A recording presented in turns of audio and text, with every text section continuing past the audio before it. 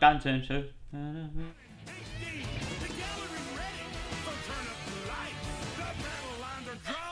What was that? Oh, fantasy football's coming up. It's right around the corner. I'm screwed. What the hell's an auction league? I don't get it. Michael Irvin's still available? Oh.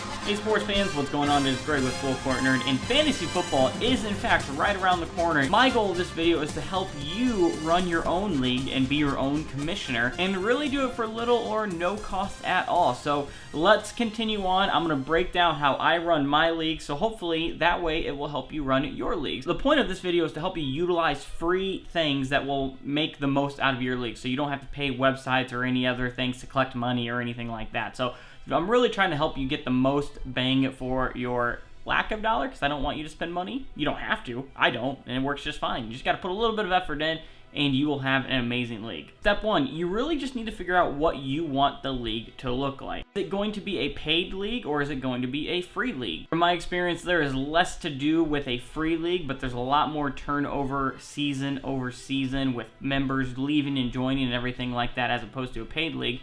Paid league, there's going to be a little bit more going on, but you're going to have more consistent members throughout multiple seasons. Are you going to want your league to be a keeper league or a redraft league? How many people are going to be in your league? 8, 10, 12? Suggest anything more than 12. In fact, I wouldn't really even suggest 12 at all.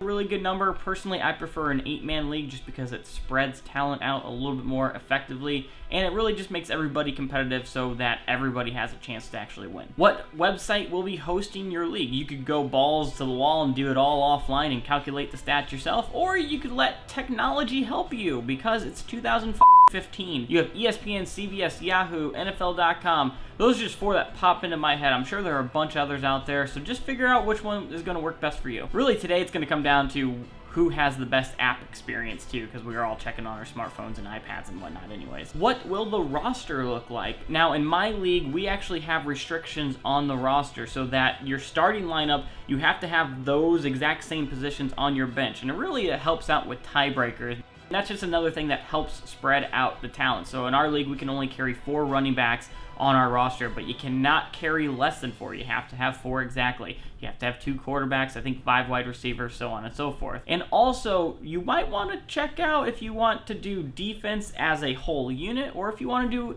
IDP, that is individual defensive players. Take a look and see which one's going to work best for you and your league. One of the most important things you can think of is, what is the draft going to look like? Is it going to be online with the website that you choose, their draft area? Is it going to be offline and you get friends together and you do it at someone's house or a restaurant or whatever? Is it going to be kind of a hybrid? Offline drafts tend to be more fun just because everyone is together and you can kind of trash talk and all that stuff. Online, it's so much simpler though. And finally, you need to think about, depending on how many teams are in your league, what are the playoffs going to look like? How many weeks are they going to be? Are the playoffs going to be 1-week matchups or 2-week matchups?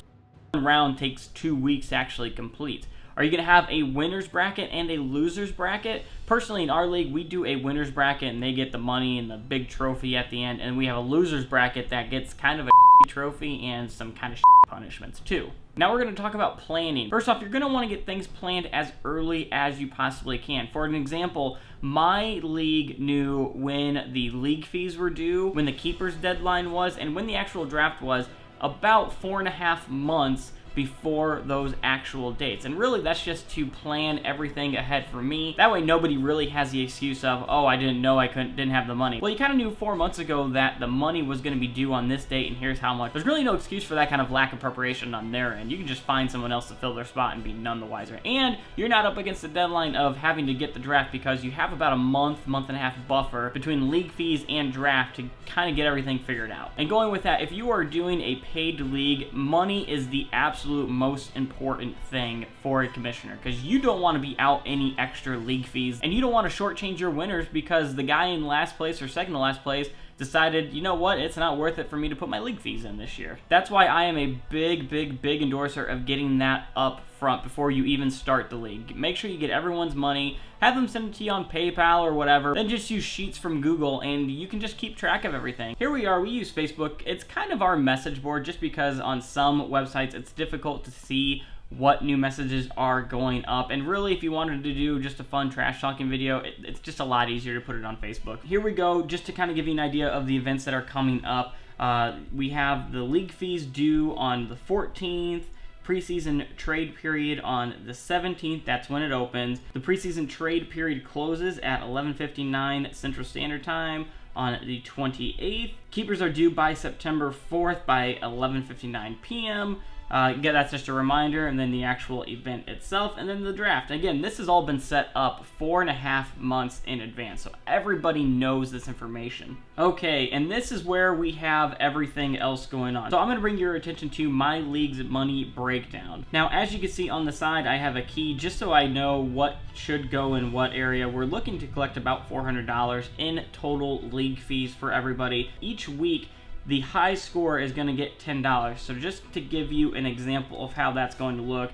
So there's me right there. Let's say the first week I get 10 and week 5 I get 10. So you see it automatically calculates to 20. And then let's say just because I'm awesome, but not that awesome because I got second place. So let's say I got second place in that 80. So now I owe myself $100 out of league fees. It just adds up really nice. It's easy to keep track of. There's no issues that I've ever had with it. And then I also, on this column right here, I know that the 400, it's more or less like a checks and balances here, because at the end of the day, this column right here is going to equal 400, because it's going to have everything from here added up, and that's going to be 400. Really simple. Kind of piggybacking off of planning is organization. If you're a commissioner, it is imperative that you are organized. I use Google Sheets and Google Docs just to keep everything organized and online so that everybody has access to it, not just me. Anybody can see what's going on. They don't have to keep asking me for it. They can just go and look for themselves. So organization is key. All right, my next point is going to be on the draft. Remember earlier I said you can do it online, offline, or kind of a hybrid. So just to kind of give you an idea, let's just explain some terms. So offline draft means basically you're not doing it through the website that the league is being run through. Online means you are doing it through the website that the league is being run through. So you're limited basically to what the website will allow you to do. And the reason I don't like that is because I don't want to do a snake draft every single year. In one league I run, we do an online hybrid situation. So we all come together, we bring our laptops, and we do the draft through the league's website. So it's doing the snake draft, everything's run through the league website. The other league that I manage, we do it all offline, but instead of telling you about it, let me just show you. Alright, so we've got our draft going up right here, and the first year we did do a snake draft just to kind of spread out the talent and really kind of have it random, and that was 2013. 2014 was the first year that you could actually have keepers. And I tried to color code it so we have one more year of eligibility. Red is their final year.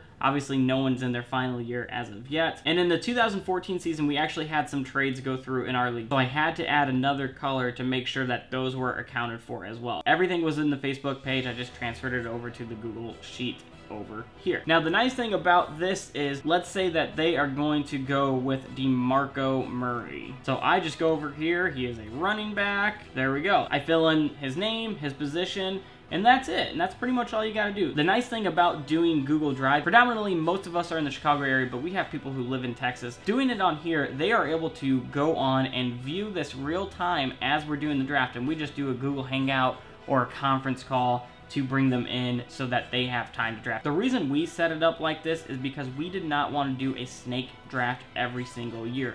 We wanted records to carry over, and if you finished in last place, we wanted you to be able to have the first pick, and if you finished in first place, then you don't get the first pick. We found that this was a great compromise so that everyone could have a great draft, and they didn't necessarily have to come together, especially for those who live down in Texas. All right, now the final thing is playoffs.